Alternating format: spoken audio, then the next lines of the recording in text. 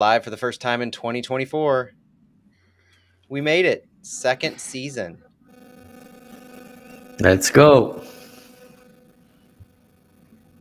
All right. Somebody's got some old school phone vibrating sounds going on here. We'll see, but Matt, it almost looks like you have the new St. Louis City or St. Louis County crest on your. Was that your scarf? Right Which below one you, is that? Would be purely coincidental. or on your shirt? Yeah, no. But they debuted Oh, that yesterday. That was yeah. very City SC centric. Full of city red.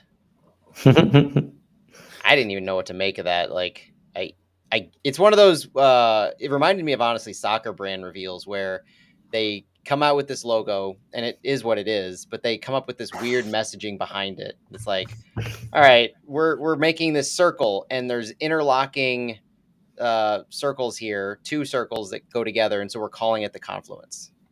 The two rivers. Like, that's. I mean, come on, guys. Like, you're Yeah, the county. confluence with fleur de lis in the middle. I mean, it's very St. Louis. I'm not It's very St. hating Louis. that. There's Yeah, and just the colors and everything very St. Louis City SC centric to me. I don't hate it. I mean, I don't know what good it's for. I've never really paid attention to a county logo branding, but if they want to incorporate it to more stuff, more power to them.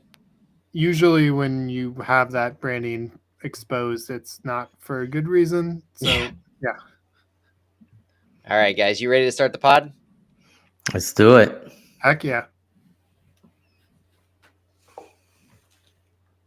Welcome in, everyone, to Flyover Footy, our first episode of 2024. This is the season premiere. We are in St. Louis City year 2, but it's actually year 5, I believe, for Flyover Footy. Santi, Stu, and I joined Phil back in 2019 for the first Flyover Footy itself after Phil's STL Soccer Report had been rebranded. And so as we enter what I think is our year 5, I know I'm excited to get going. Second year of St. Louis City. There's a whole lot to build on. And I'm excited to have two of my very best friends in soccer, Santiago Beltran and Stuart Holgren, joining me. Santi, how are you? And welcome back to the States, at least the continental states. Yeah. Thank you. Doing great. Trying to get used to St. Louis again after being out of town for 3.5 weeks. Got back last night, but ready to go. Ready to talk St. Louis soccer. Let's do it. Stu, how about you? How's it going? How's your break been?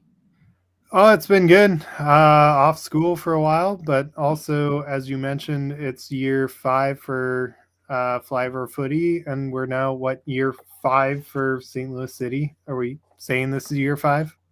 Year 4? Year 4? Well, I mean, if you're going to mention that, we have to mention Lutz's plan, his 5-year plan that I do believe this would be year 4 of. We had the academy back in 21. We had City 2 in 22. We had City in 23. And now, year 4. Boy, time flies when you're having fun, doesn't it? Wow. Yeah, year 4 or 5 now. All right. So I guess that's a good tone to set for 2024 as we get going.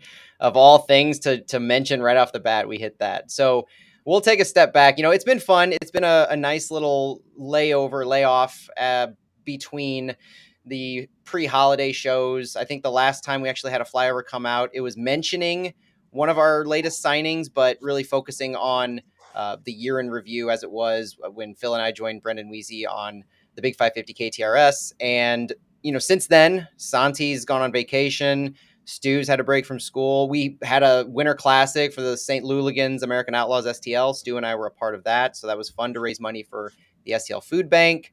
And just kind of recharging everything. I feel a little more refreshed as we're heading into the first part of first part of preseason. So, Santi, first news. Let's touch on it. Tomas Totland. What did you think about this signing that we briefly touched on it last year? But Totland, a right back signing who comes to us. There's a lot to like about Totland at this position, and there's a lot to like about the way he was acquired. Tomas Totland comes to us from Swedish First Division club BK Häcken. the undisclosed transfer fee rumored to be in the $500,000 range, $550,000. And Tolton has signed a 3-year deal with a club option for 27, which really seems like a hallmark of the club at this point, signing some of these long-term desired players through 26 with an option for 27. Santi, what do you make of Toland? I like the signing, especially thinking about long term. As you mentioned, contract through 2026 with an option. He's young, has experience with national teams. Also played in preliminary rounds in Champions League, Europa League. So I think he brings a good amount of experience. Still young, potential to continue developing, and at the same time is one of the positions that there were maybe some question marks at the end of the season, acquiring some depth, thinking about what's coming for 2024. So yeah, it will be a good competition between him, Jake Nerwinski, and Akil Watts. So yeah, and considering, and I know we're going to talk about the schedule later, but considering the team is going to start with all those games, it's good to have options right away.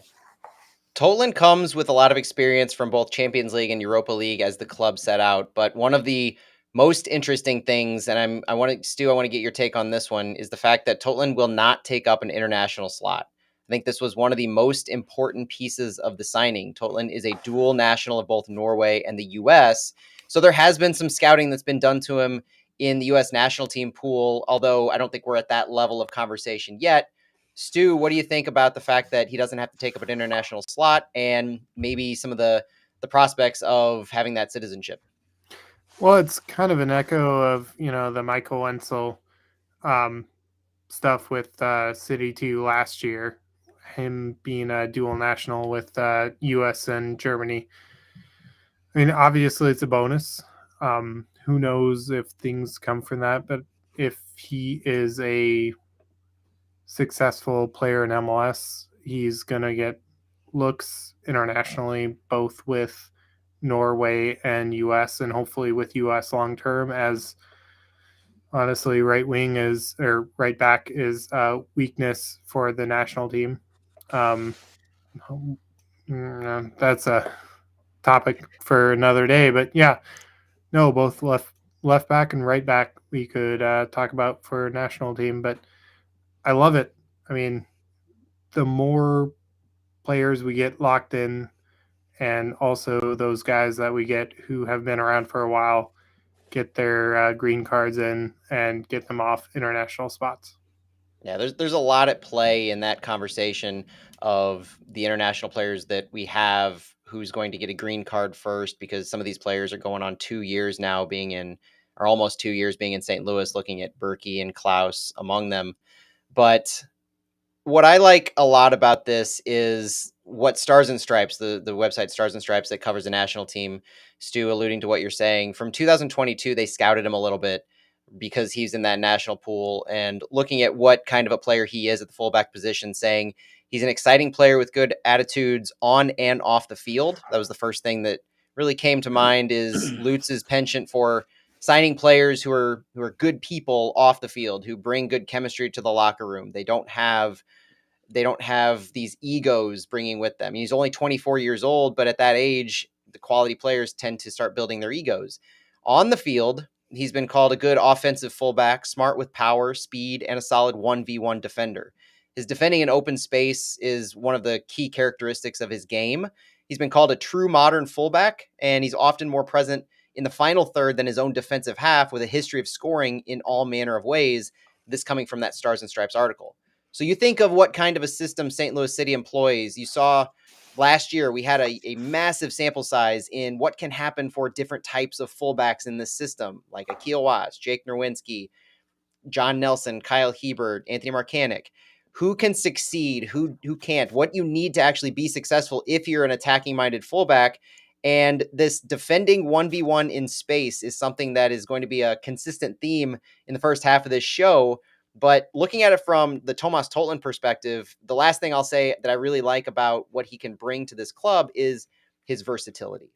he's been playing with Haken in the Europa League at left back. And in fact, when the rumors were abound and when we first were getting a word that we might be signing him, prior to the press release, it was almost an assumption that he would be signed to play left back because of his recent experience, despite the fact that he's a historical right back. So I love the flexibility. I love the style of play that he brings into our system. His multi-year contract. He's only 24 years old. He's looking to make a name for himself. It's the prototypical player that Lutz has been looking to sign, and I'm excited to see what he has to offer at that position, fighting with Nerwinski and Akil Watts for some playing time. Any other thoughts, guys, on Totland? Isn't that what you want from a modern fullback though? Is you want that left or right sidedness, like for Fulham. I'm a Fulham supporter. Timothy Castagna is both a left fullback and a right fullback. He is both. He has the both footedness, but also Matt for Arsenal, Tierney is both. Yep. He has that ability, even though he's been sidelined and he isn't part of the starting 11. No, it's a positive. Everything I see about him, I'm a fan of at this point. But I trust in Lutz in all things at this moment. So this was December 21st when it was announced for Tomas Totland. Fast forward a few weeks, we get past the holidays. Coming off the heels of Chris Durkin being signed at center defensive mid, Totland being signed for right back, you kind of get the understanding that, all right, our roster might be locked up. We might be done signing players. We could be, because the depth is somewhat there everywhere. You could be looking to give Anthony Marcanic a go. Kyle Hebert is the assumed starter at left back. There's some areas you can shore up, sure, here and there, but you have somewhat of a deep roster at multiple positions. And then it comes Monday, January 8th, and I think the rumor was about 2 hours ahead of the announcement, if I recall, because it came from Denmark. It wasn't our typical rumor mill. This one came from a Danish article that was rumored that Nicholas Dewar from Danish Superliga club FC Midtjylland, probably going to butcher a lot of words here in this announcement here, but he would be coming to St. Louis City for an undisclosed transfer fee. And sure enough, a couple hours later, Nicholas Dewar was announced to be coming to St. Louis City as a left back, and he's again on a 3-year deal with a club option for 2027. Dewar has a lot of national team experience with Denmark at the youth level. He's recently appeared for the under 21s. He has a lot of history dating back to the U16s. So he's grown into their system. There's not much reason to believe he can't break back into their overall national team. I think he'll be given that opportunity. But what he brings is very similar to what Totland brings on the right side. So you're looking at an entirely reshapen fullback duo that we're rolling out here. And key characteristics that I saw from highlights and from reading scouting reports, we've got a 1v1 defender in space. He's skilled at open field tackling. He has the speed to beat defenders to the end line, the ability to draw defenders and pass to open space, and is a quality chance creator in the attacking third. Stu, let's start with you. What do you think about the signing of Nicholas Dewar, left back? I mean, I love it, but at the same time, I'll admit most of us don't know much about him outside of he's a young, promising player who has mostly come off the bench. But he's highly regarded, so I love it. And left back is a big weakness for us. So, yeah. I love that you keep me grounded, Stu. When I talk about all the potential and the things that he shows in flashes, you remind us that he was similar to Roman Berkey when Berkey came to us. I just think of and I loved Pedro, but it was the hype that That's just fair. have to come back to. That no, he could be. He has what 100 plus appearances on the first level before 22. 103 matches for FC Midtjylland. Yeah, an incredible amount. And sure, a bunch of them are off the bench, but he's, second choice, first choice in a bunch of that at that age. It speaks to a lot of potential. So I don't want to, go over the top and hype him up too much, but he does seem to be a big talent. Santi, thoughts on Dewar? Yeah, I think another player with a lot of potential, and I liked that the acquisition cost was also in that Hmm. $550,000 range, and it sounds like it's another steal based on his value, estimated value around 1.5 million, and the experience he has playing with the young national team in Denmark, and yeah, even if some of the appearances at the club level, well, from the bench, also Europa League and Champions League experience, and another young player signed long term. The only thing that makes me a little hesitant is, and I know we're gonna touch on this too. I think about like Isaac Jensen, another player with great potential that was signed for the inaugural season. Now he's on loan.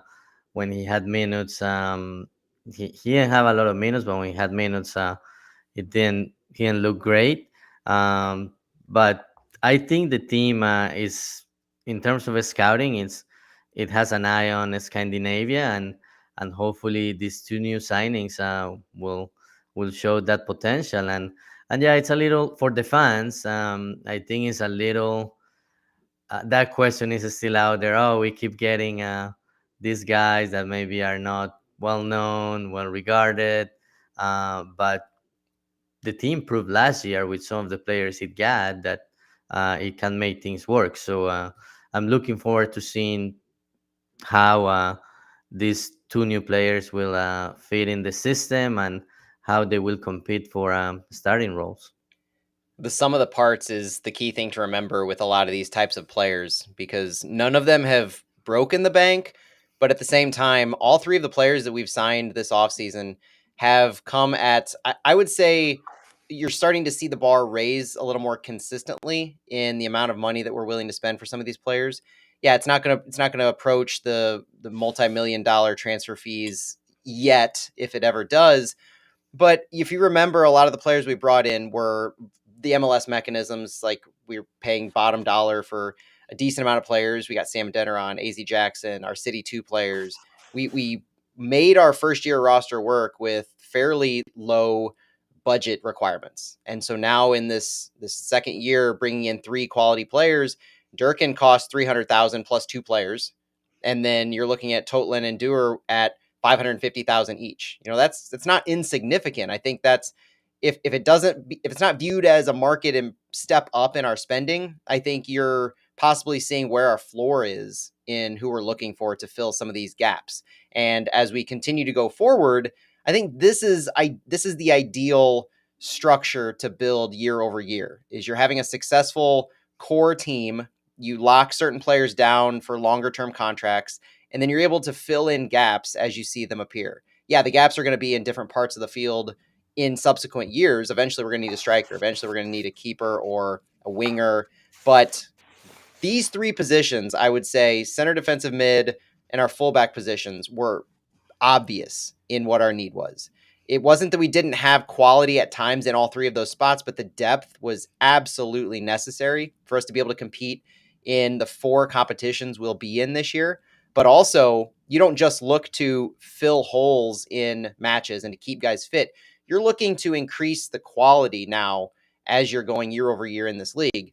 Santi, do you feel like these two signings, because they're the most recent, let's talk about Dewar and Totland, do you feel that they are the level of quality improvement, at least potentially, over guys like Nerwinski and, let's say, Hebert or Marcanic? Yeah, potentially yes, based on what they have shown playing in Sweden and in Denmark, and the experience they have. Yeah, I think they can compete for the position and could be an upgrade. But yeah, you have to consider they are still young, coming to a new country. In the case of Dewar, like he's gonna be late for training camp, so we cannot expect like great, like he's gonna take a while for him to get used to a team, and he's gonna have to earn those minutes once he gets here. So that's something to consider about him. But yeah, I think the team is going in the right direction, thinking long term, with both players signed to long term contracts. But obviously, we'll have to see how they adapt to MLS. But I trust what the team is doing. Like year one, most of the signings had success, and guys that a lot of people were not expecting anything from, they stepped up and play well. So I'm expecting the same. I'm expect from this team. Now the expectations have been raised. In my case, I'm expecting make playoffs and at least win the first round and see what happens from there. And same team, CONCACAF Champions League. You have to start performing in international tournaments.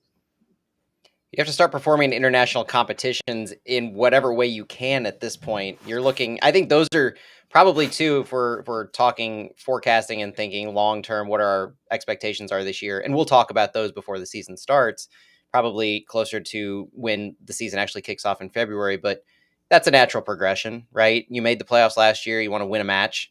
You competed in an international competition last year, you want to win a match. Those seemed like Hmm. easy goals to set for yourself initially. And I do agree that the not just the volume of players at these positions, fullback and center defensive mid, but the quality and the potential is there. And this club has proven their ability to pull the best out of some of these players.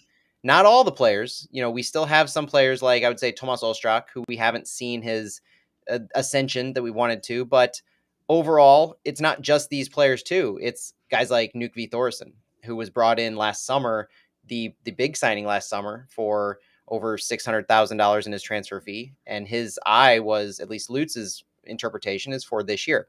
So I wouldn't say we have a new player in Thorson, but we have a full season's worth out of him, and so that's another potential, another Scandinavian player coming from Iceland that we have an opportunity to see for the full season.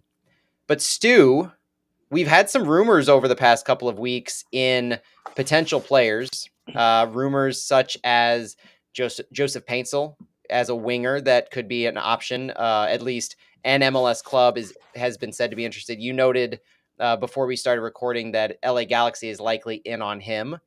There's another rumor that Leonardo da Silva Lopez had been extended an offer by the Rapids and City. We found out that actually was apparently true, at least confirmed by Manuel Veth from Transfermarkt. However, that offer extension was before the Chris Durkin deal went through in December. So looking to shore up the center mid position, it was clear that Lutz had feelers out there and was seeing who he could bring in.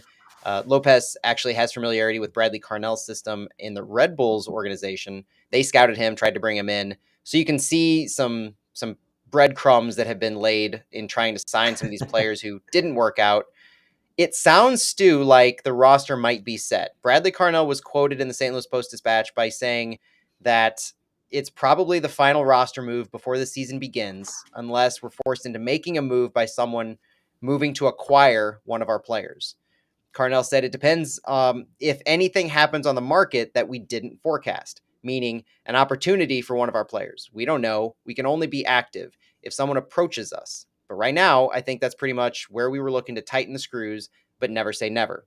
To me, it sounds like we're done. Stu, what's your interpretation of Carnell there? And are you satisfied with the St. Louis City roster as it stands now going into the season if we are done? So obviously we're in a transfer window. So if a club comes along and asks for Big Sam or Aziel or whoever, you entertain that.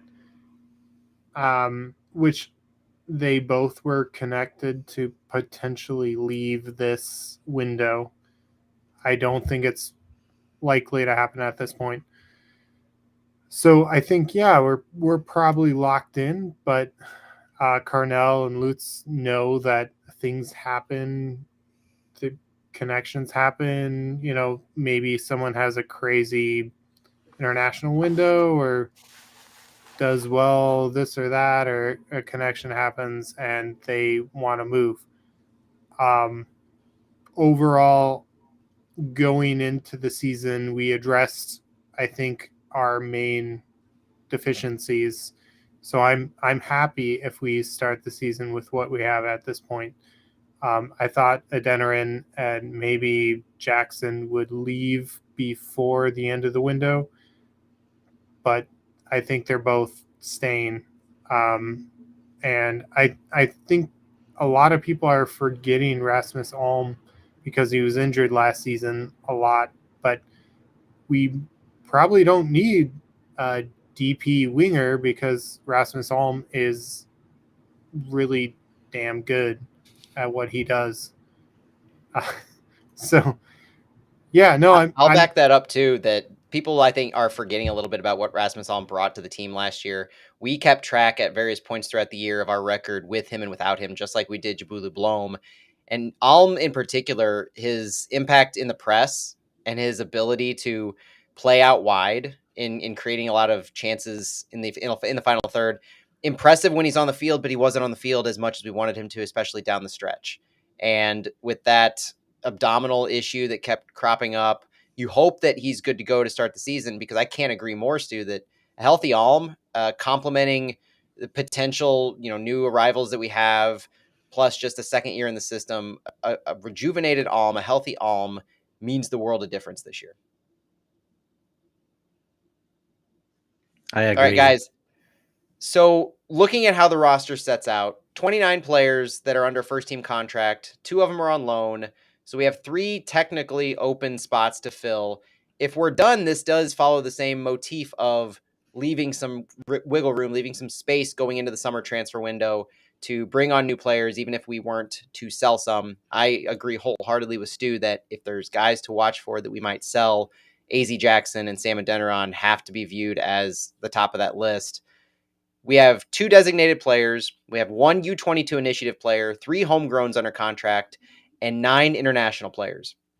The one name that we haven't talked about and who I'm interested to see him in camp is Jose Kajima, the super draft pick that we took from Wake Forest, and see what he can provide and where he kind of shakes out, because the fact that he might be a center mid in college, or that's where they forecasted him for the super draft, honestly, I don't know what to make of that, because we haven't had this kind of really good example of Lutz taking a player in the draft and then finding out where his position is. Maybe it isn't center mid, maybe he is extended a first team contract. Maybe he's extended a second team contract. He's a player to watch for me in training camp just to see where he shakes out.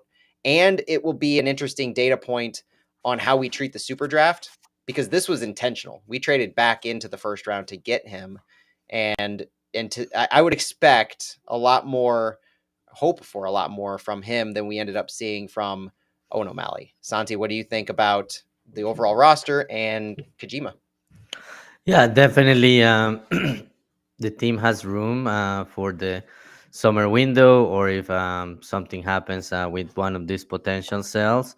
But yeah, I'm looking forward to seeing what Kijima can do in training camp. The one thing to consider is that he will need an international slot. So if the team was going to sign him, it will need to find one. Or the other thing is, maybe by the time the season starts, we will know if the players that have been here for year and a half or more will get those green cards. To me, I would think that they should have them by now, but maybe things got delayed, or maybe in terms of visas and immigration, it's not as fast as it used to be. But yeah, seeing how the team could develop him, even if he gets a first team contract and initially gets minutes with City 2 as part of his development, I'm fine with that. But the fact that the team traded to get him in the draft, I think it shows that it's a player the team is interested in developing.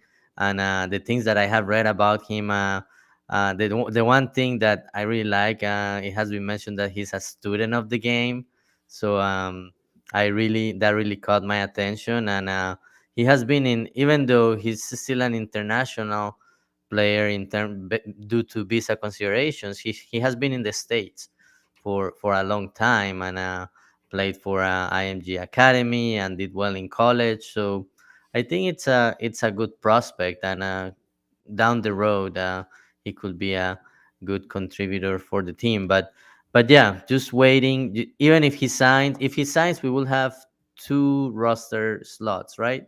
Mm-hmm. That's right. And So it will technically be at 30, but because we have those two players on loan, we'll have two open. So that'll still provide the flexibility we need to recall them, one or both, yeah, or incoming outgoing moves.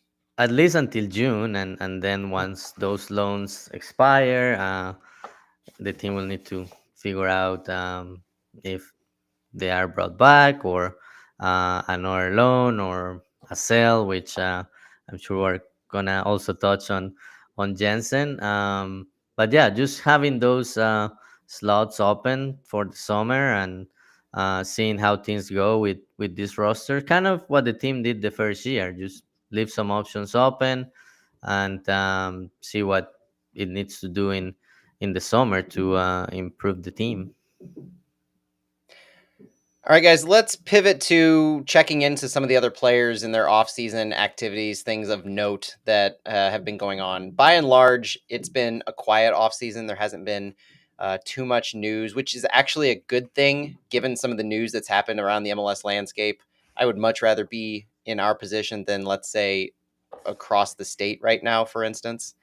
So, without going too deep into the mess that SKC got themselves into with a particular Thursday, January 11th announcement, let's go positive. And Stu, I want your opinion on AZ Jackson being named to the U.S. national team camp for January.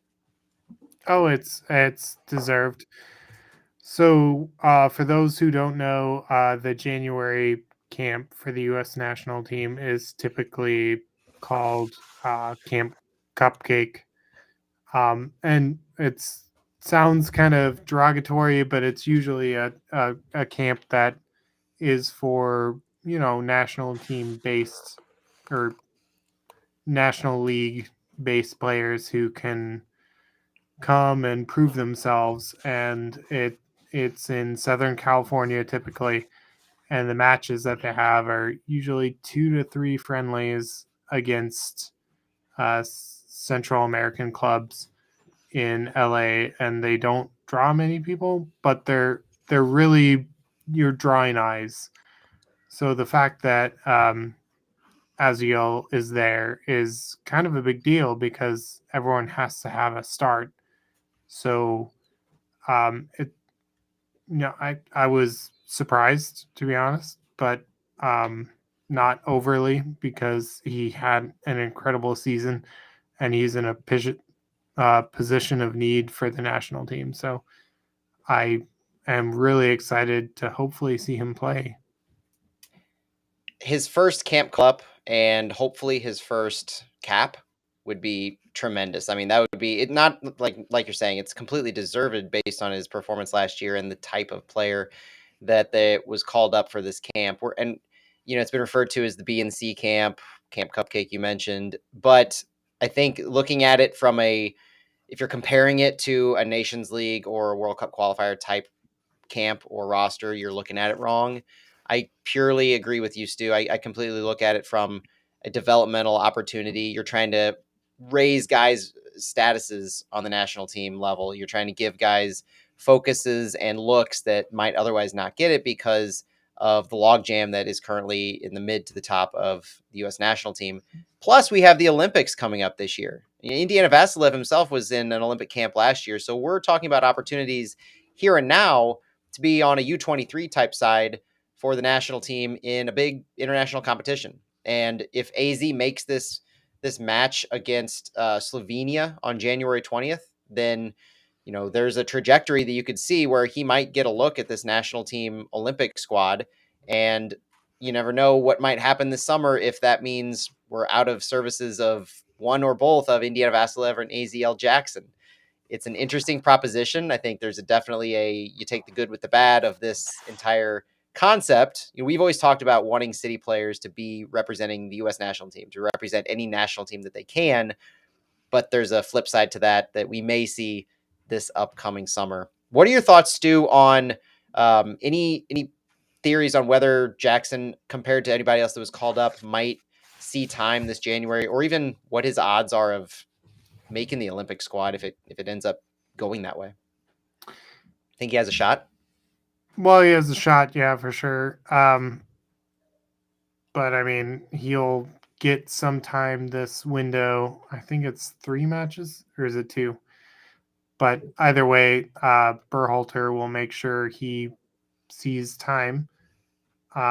If not, I don't think that's a mark against him because he's getting called up and getting looks. And from Instagram, from the club today, he's definitely training. Yeah. So he's getting visibility, that's for sure. Yeah, it's good. And he looks good when he trains. I mean, with that hair, when he's running, you definitely know he's working hard. He's busting his ass. So I'm an optimist for him overall. Hey, we found something you're an optimist on. For once, yeah.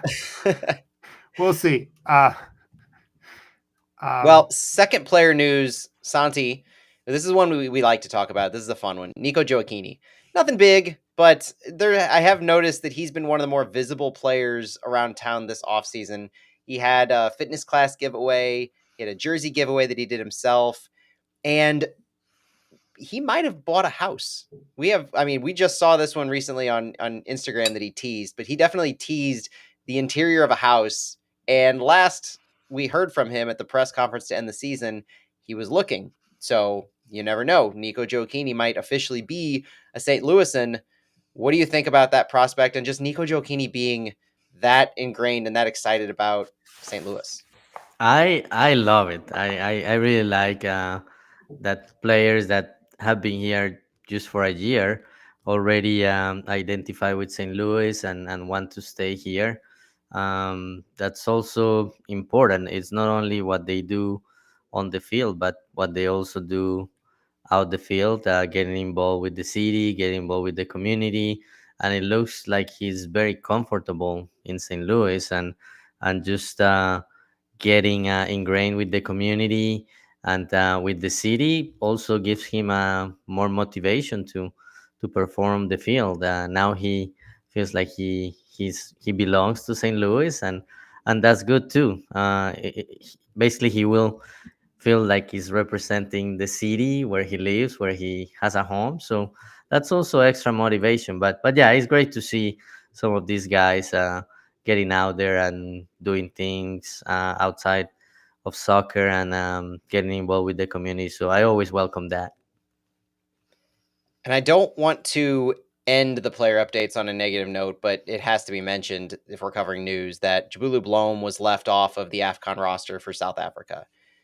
A few months ago, time is a myth at this point, but the head coach of South Africa, Hugo Bruce, had some choice words for Jabulu Blom after the MLS season as far as his availability goes, and his willingness, I think, was pulled into question by Bruce, and it was harsh, and it really seemed like there was a rift between player and coach, and that it started to look like maybe that was better when he was named to the preliminary roster, but Blom did not make the final cut for South Africa AFCON roster. So the good news being that St. Louis will retain his services during AFCON, but the obvious bad news, and he's going to take this one hard in his state of mind, is that he's not going to get to represent his club. And Jabulu Blom is intensely passionate about representing South Africa and what that means and his ability to go play in front of friends and family and wear his country's crest. And so it's a disappointing blow to him.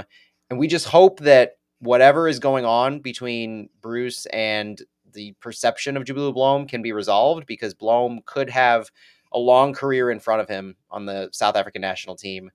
Any thoughts on that, or can we just seg right into updates on our players on loan? Yeah, obviously a little disappointing.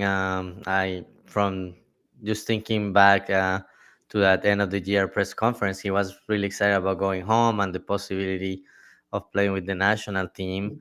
But on the positive side, he will be with the team in preseason, something that last year he didn't have. He arrived to preseason late, so I see it as a positive too, and it will also give him motivation to continue playing well, and hopefully at some point he and Bruce can fix any issues they may have, and the other thing, you never know.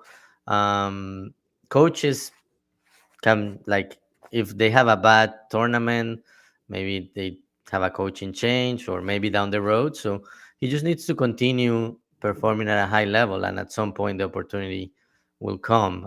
So I see the positive about him being with the team full preseason and continuing at the level that he showed last year. Stu, if you had to make a call right now, because why not? Who starts center defensive mid if both are given a full camp? Jabulu Blom or Chris Durkin, and we're not playing a double pivot. Ooh. Bloom. I mean, over Durkin easily. Yeah. Yeah, And I think that's Santi. Yeah, I will go Blum too. Okay. I ask that not just to throw it against the wall because we're going to have a full preseason of Blom, but I also think framing Durkin's entrance to the team, Durkin had a lot of promise, still does, he's still young, but he had a shift in Europe and he came back and he's performed well. He's been a steady fixture in the starting lineup for DC United, but I still see personally, probably like you two do, a difference in talent level right now between what Blom has shown versus what we hope that Durkin can. So the 1A, 1B, or 1-2 to me also still has Blom on top. Excited to see what Durkin brings, but also very excited to see Blom with a full preseason given what happened last year. Okay, guys, let's pivot again over to, overseas. We have 2 players on loan, and if there's one thing that I've heard this offseason, it's let's get an update on our players on loan. We haven't really talked about it much because we don't consistently do updates, and maybe we should in the coming season, especially for one of them. But Isak Jensen and Selmer Pedro. Isak Jensen over with Viborg in Denmark and returning to his home country. Jensen has actually had a pretty good fall into winter. They're currently in their winter break right now, but Isak Jensen has 7 starts, over 11 appearances, with 2 goals scored for Viborg in 605 minutes played. Like I said, they're on a winter break now, but they return on Friday, January 12th. So depending on if you're watching our stream live or if you're listening to this on the podcast, Jensen might actually have already returned to play. Next match against Sonderjysk. And the fun fact I can provide for Jensen is his last match was against Midtjylland, where he missed being on the field against Nicholas Dewar by 21 minutes. I think he subbed out as Dewar subbed in, or vice versa. But anyway, it was 21 minutes apart from them being on the same field together. Who knows? Maybe this coming summer, Jensen's recalled and they can take the field alongside each other. So Dewar actually is from Horsens, which is where St. Louis SLU native or alumni Simon Becker is transferring shortly. Oh, The Scandinavian links just know no bounds. Yeah, St. Louis it's lately. just a lot of connections. So the bad news of Jensen is, well, not bad. I shouldn't say that. The downside to what we've been hearing about him is in the kerfuffle and news about Nicholas Dewar, info came out of Denmark that according to Viborg's sporting director, who had given quotes to local Danish outlets, there is in fact an option to purchase Isak Jensen's loan that a lot of them locally in Denmark are expecting them to trigger this summer. So that's something to keep an eye out for, is that Viborg's sporting director has seemingly confirmed Isak Jensen's loan deal has an option to purchase. Stay tuned for if we have positive things to report about Isak Jensen. You never know what that might lead to. He's one of the players too, signed through 2026 with an option for 27. He's, I believe, 20 years old at this point, just turned that last year. A guy who not necessarily expecting a lot this year, and we didn't see a lot, but we were putting in long-term projections, just like some of these ones that we signed. So gut reaction, Santi, does Jensen return and wear a City kit again? I'm gonna say no, just because of the news about the option to buy, which was new to us. We didn't know that, but he's performing, and I'm sure his team also sees that triggering that buying option as long-term option too, to sell to another club. I remember when Jensen came. I remember Lutz mentioning that he was wanted by other clubs in Europe. So I'm sure his team is also thinking about that. Yeah, he's performing for us, and if he keeps playing at that level, we can sell him later and make money. So I don't think he will be back. Along those same lines, to an unfortunate segue, is Selmer Pedro. Selmer Pedro has appeared in 10 total matches for FC Zlin this season between League and Cup, but has not been named to their squad since just before Thanksgiving, local Thanksgiving, obviously. With the signing of Dewar, I think everybody is seeing some doubt in Selmer Pedro's future with St. Louis City, despite the fact that Pedro still has a contract with City that goes through 2025. So this could be a tale of two loans where neither may return, but it will be interesting to see what happens with Pedro when if and when his loan expires, assuming it's not extended or there's no purchase going on there, in how he plays a part in City. So the natural question I have for Stu, sorry to give you this one, do we see Selmer Pedro in a City kit again? No, he's run his course. I expect he'll get a loan out to FK Sarajevo would be His old the club. natural one. His old club, yeah. But it's been pretty clear that he doesn't have a future with this club at the time. But I mean, he was an exciting player when we first signed him. He was the first player, I think, him or Josh Yarrow. Yarrow technically, but he was never announced as a City Right. signing. Yeah. And so So- Pedro was the first announced City signing. Yeah, I think Pedro was the first on January 30th of 2021, something like that, 2022. 22. I So think. anyways, yeah, no, great player, but I don't think he was ever a fit. And that 300,000 or 375,000 salary of his annually could be allocated better, and that's just the harsh truth. Yeah, I think we probably share that opinion, and it's based on fact. It's not based on anything more than that. The fact that John Nelson beat out Selmer Pedro last year. Pedro never saw meaningful minutes in a timeshare scenario. It was clear Nelson was ahead of him. And then when there needed to be a change of pace, it went to Kyle Hebert, of all people. Pedro saw some time last year with City 2. And then even in the summer fixture congestion, John Nelson returned a little bit here and there. And the signing of Anthony Marcanic to me was the writing on the wall. That was the marching orders for Selmer Pedro. When we signed Marcanic, loaned Pedro, that was enough of an indication that you're right, Stu, that I can't see. And especially with Dewar.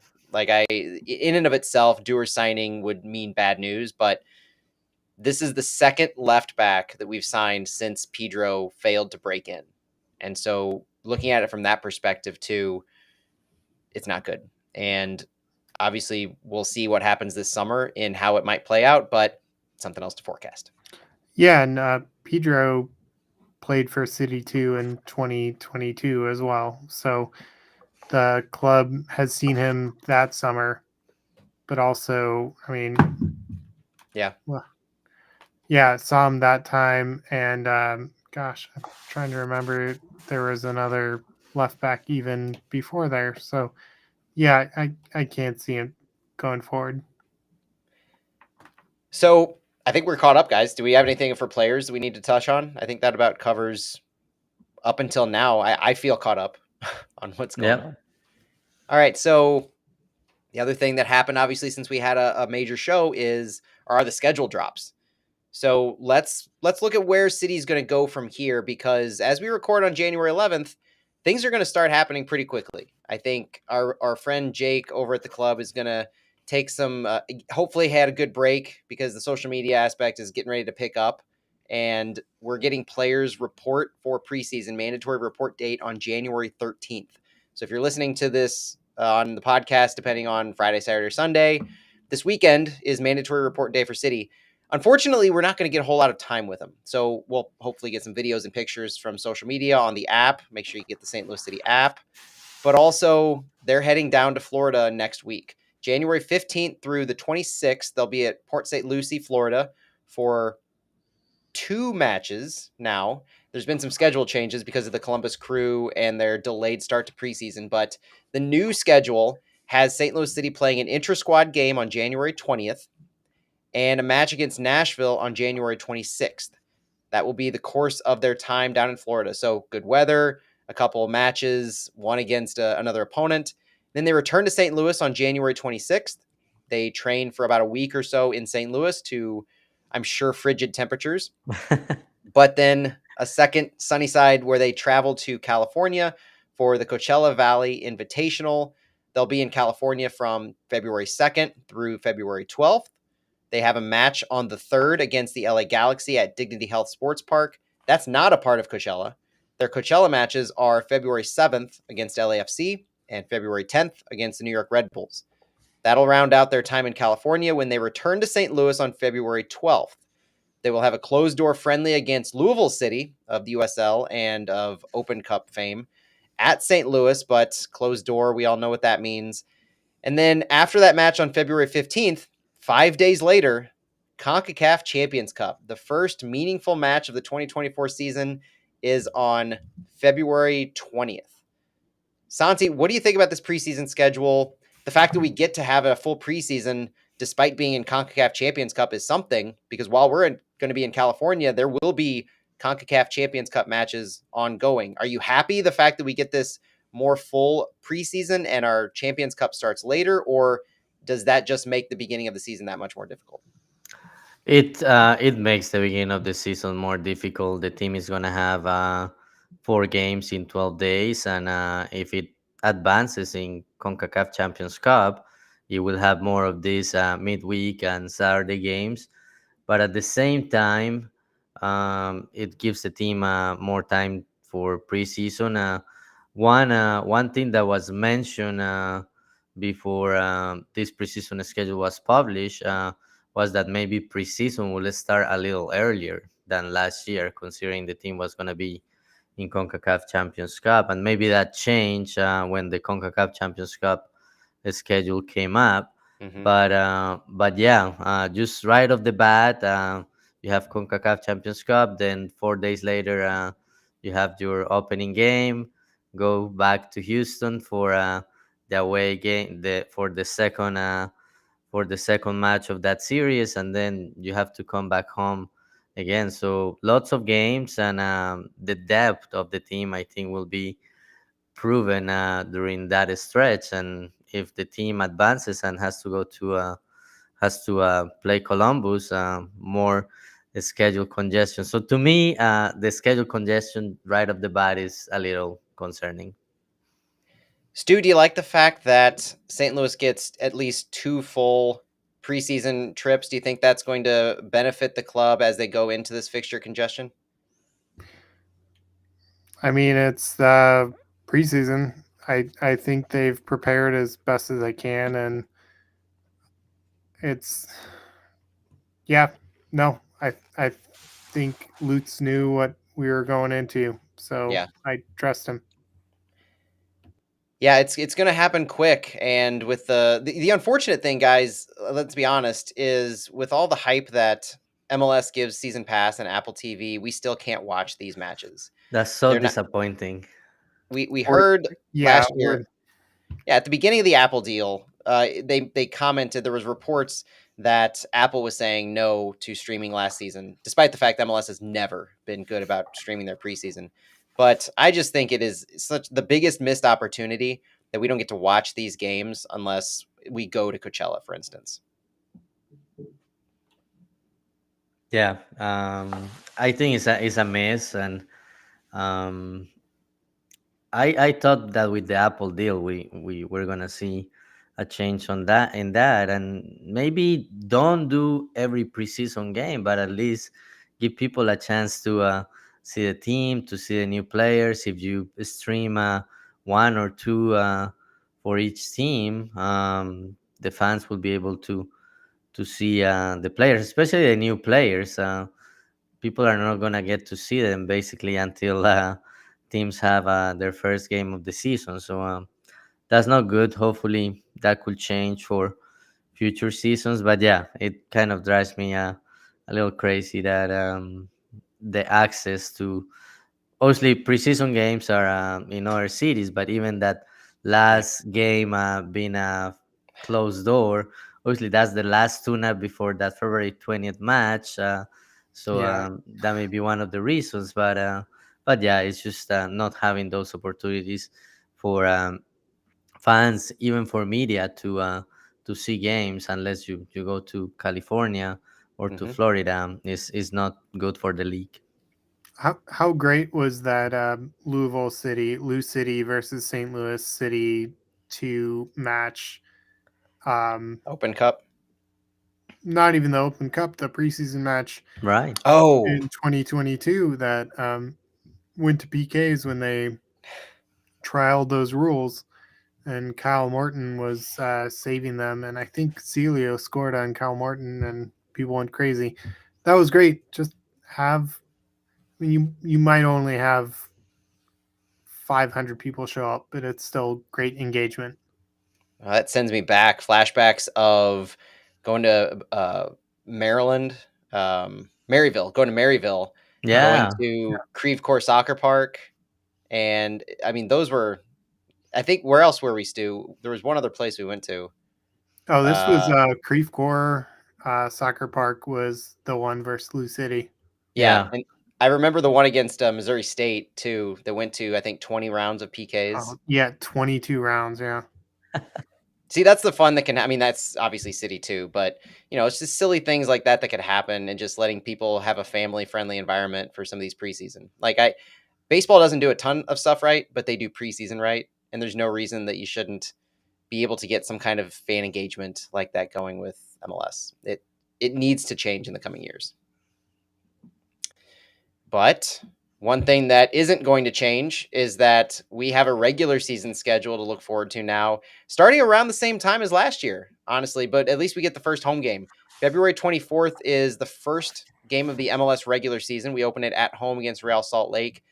Guys, there's a lot we could talk about the schedule. It's been out for a bit, and even though we haven't really discussed it, I feel everybody's had a good chance to digest it.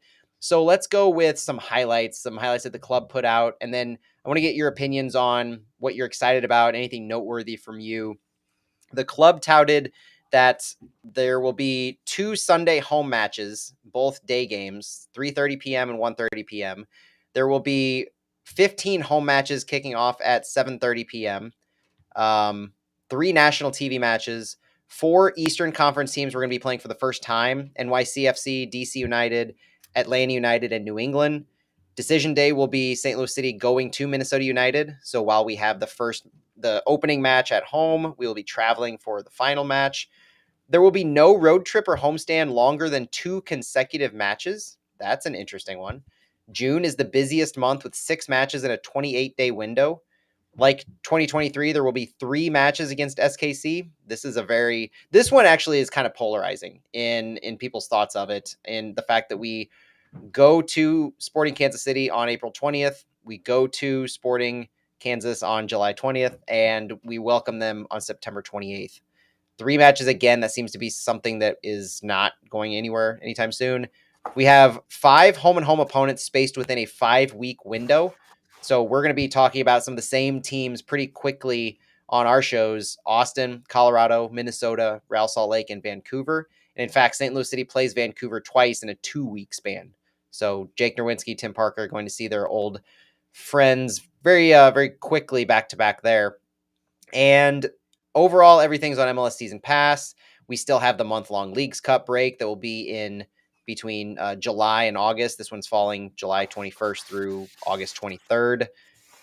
What are some of the noteworthy things or things you're excited or caught your eye, Santi? Let's start with you. Well, this is not a positive one, but that long break before decision day, obviously, because there is an international break, but I was hoping that was going to be addressed. And when you mentioned playing 3 times against Sporting KC, I was thinking about this earlier today. I was like, how could they not figure that out? And then I was like, well, easy. Just instead of 34 games, make it 32, cut that third game against your rival, and maybe one of those interconference games. But I know it's for every team that they will have that break. But it's just thinking about how it impacted City last year. I just don't like to have that break in the middle. That break towards the end of the season. And the other thing that caught my attention, just the Leagues Cup long month break. We will get more news about that hopefully soon. But yeah, Leagues Cup is here to stay.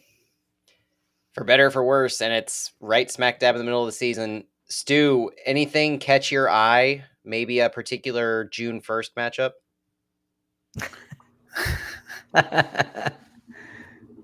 Not that we're going to be paying for the tickets in Miami ourselves, because they're probably going to be in the multi-$100 range to see Messi play at home in a non-international window. But exciting that, Messi might actually be legitimately playing against a St. Louis team, right? That's exciting. But one question is, how would we feel if I don't know if you guys saw how Sporting KC transferred their match to Arrowhead, and I mean, we're all season ticket holders here, press members, so it's a little bit different. They expanded greatly the fans who have access to see Messi, which I understand, and I'm sure the reason for that is mostly financial for Sporting. They don't seem to be mostly driven by ethical reasons, as we've seen today. Uh, but yeah, no, I mean, if we went from seeing, Messi play at City Park in, row or section 205 to the Dome where you're seeing him in section 415, and you have to deal with the terrible lighting. I don't know. Anyways, no, June 1st, I will not be there, but I applaud all the fans who get away tickets to go there, because awesome. I've seen Messi before myself, and it's a great thing. So bravo, and I hope he loses and Suarez does not score. Well, we'll see if their stacked lineup holds until June without injuries or, significant movement in their depth. But I can safely say that, well, let me take a step back. For those who don't know, the club, St. Louis City, does a great job, like some of the other MLS clubs, in providing tickets for fans to go travel and see their club. And I can only imagine the circus that will be the ticket offices, emails, and phone lines in the lead up to that game for the very limited quantity of tickets that the club will be able to provide for the supporters, the away supporter section, and the zoo that's going to be. Hopefully, I don't know how Inter Miami handles away fans. Hopefully it's a standard amount and they don't skimp on who they allow in, because that's going to be fun. And, kudos to anybody who's already planned a trip for June 1st. That's definitely one to target. And, who knows who will end up playing in Leagues Cup. Everybody else, we saw most of them last year. Nothing. This was an interesting schedule release, I guess, for me. It wasn't like as monumental last year. I targeted some games for away trips and just to see. I was curious the timing, but I don't know. Maybe it was just different. It was different than last year somehow for me. What I noticed is the timing. We talked a lot last year, and it's been spoken about the way MLS has structured the timing and the kickoffs to overlap for Saturday night matches to create this MLS 360 experience where you're watching it on TV, you're seeing a dozen games at one time. But for the overall experience of a fan of your team, of a fan of MLS, it makes it difficult to follow the league. It makes it difficult to stay up to date live in any given week because so many games are happening concurrently. It doesn't really seem like they addressed that this year. Or if anything, they said we're okay with this because the number, like I mentioned earlier, the number of 7:30 p.m. kickoffs or 6:30, 8:30, depending on where we're going, is still about the same to me as it was last year. I don't see this needle having been moved at all, and we had hoped for a few more game of the weeks. We have a couple Sundays, so maybe when we see the entire league schedule all at once, it'll be a little different, and we'll notice a Sunday. We'll notice a random Wednesday, Thursday, Saturday afternoon. But just from what I see on our schedule, it seems quite a bit similar to last year. Santi, do you feel like anything really changed from last year on the timing? Yeah, no, I feel it's the same. Yeah, I think it's a missed opportunity to do like more Sundays or even some more staggered times on Saturday or even a Friday game occasionally. But yeah, it looks like it is the same. Um, just thinking about games that caught my attention. One that I'm really looking forward to is June 22nd against Atlanta United. It's a team that has been um, has been up there in the Eastern Conference and won it on early when they started in the league. I believe it was in their second or third year, Mm-hmm. and have a lot of interesting players. We'll see if by then they still have a Thiago Almada, but looking forward to seeing Atlanta United playing at City Park. The one thing I was gonna mention, Matt, yeah, they didn't change a lot on the schedule portion on the 7:30 games and the amount of Sundays and all of that, but I like the fact that, and they probably did it because of Messi, but they have that game on February 21st, Inter Miami against Real Salt Lake RS, yeah. to open the league. I like that, but I think the league needs to do more things like that, where you have feature games instead of everybody playing on Saturday at 7:30 p.m. local time. Yeah, the game of the week is the easy slam dunk on how they can accomplish that. A Saturday afternoon, everybody can watch it except for the two teams who are playing. They're going to be there or watching their team anyway, and it creates that destination. You create a time slot for yourself, get people used to it, and make it work. One thing you mentioned though, and we'll get into it in February closer to it, but just the road ahead is we have a fixture, a congested fixture like you mentioned earlier, Santi, to start the year, but at least Real Salt Lake is going to have a quick turnaround as well. So having just come off that midweek matchup to open the season against Messi and Miami, then they have to travel over to St. Louis. Not exactly the easiest of schedules, and that's a silver lining. If you're looking at a silver lining to having two competitions to start the season, it's that. So something to look forward to. Stu, anything else on the schedule? Anything you're particularly looking forward to or noteworthy? I mean, I'm always looking forward to the sporting games, but Who isn't? the But the LA fact is we don't get Galaxy. them until September. Right. Yeah, I think the LA Galaxy match that we host them, I think in September, will also be a really good one. I assume LA Galaxy will right the ship at some point and start spending some money. I mean, you expect that they're the premier MLS 1.0 club, so maybe.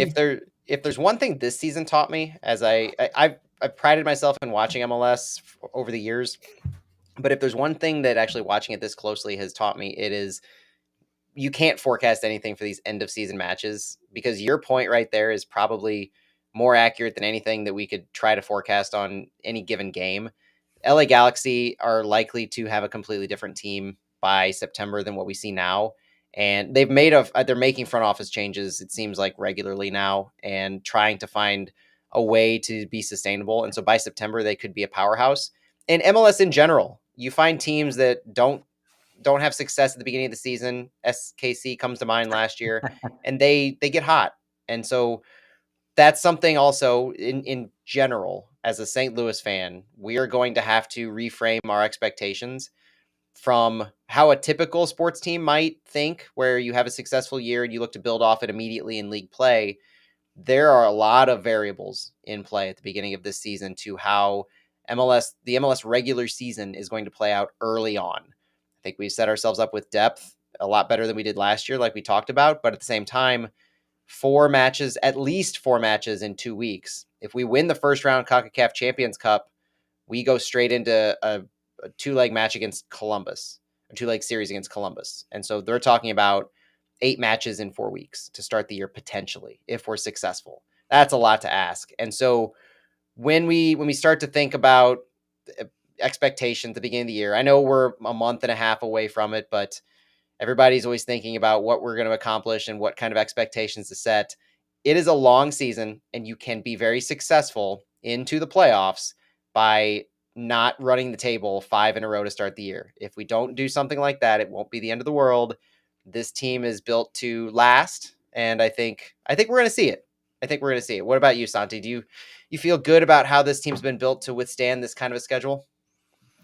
Yeah, and I think the team will learn from 2023, and a lot of players that have not experienced the type of calendar MLS has, and playing in the heat of the summer.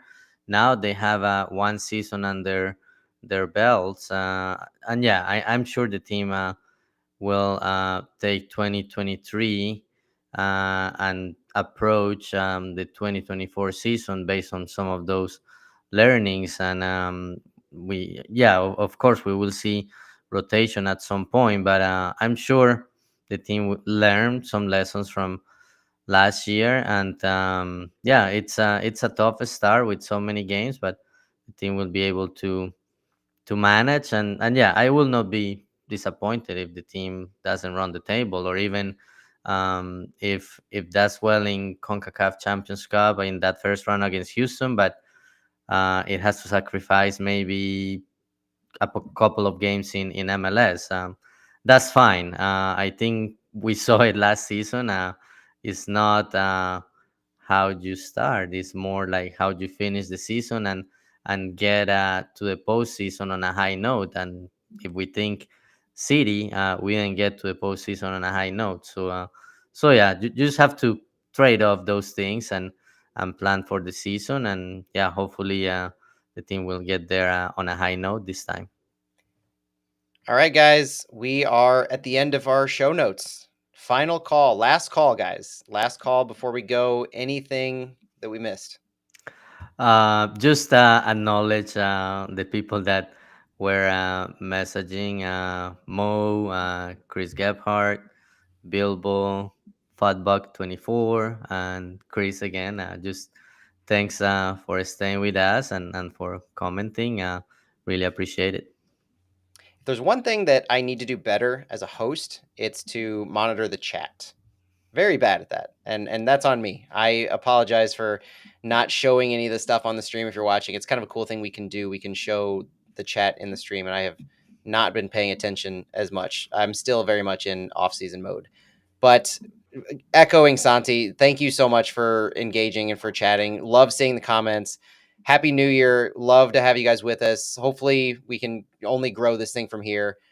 We are very much looking forward to 2024. We're looking forward to the same kind of thing we got into a groove with last year. Santi, I know I'm excited about Flyover Fallouts. I'm excited about our Thursday shows, Stu and Phil and you and I. And it's going to be a fun year as we build in all these competitions. I'm excited.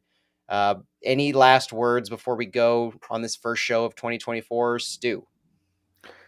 No, I'm just excited for. It's January, and the last City game will be in December, so it's going to be a long season. Here, here. I like that.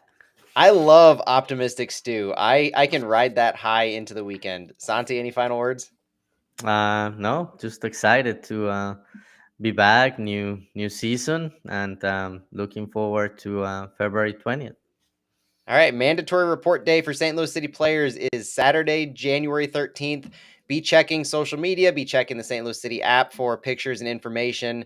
We'll tweet and post anything we can on what's going on. Love to keep the conversation going, and we're excited to start the year. Thanks for listening. Thanks for watching. For Flyover Footy to start 2024, we'll see you guys later.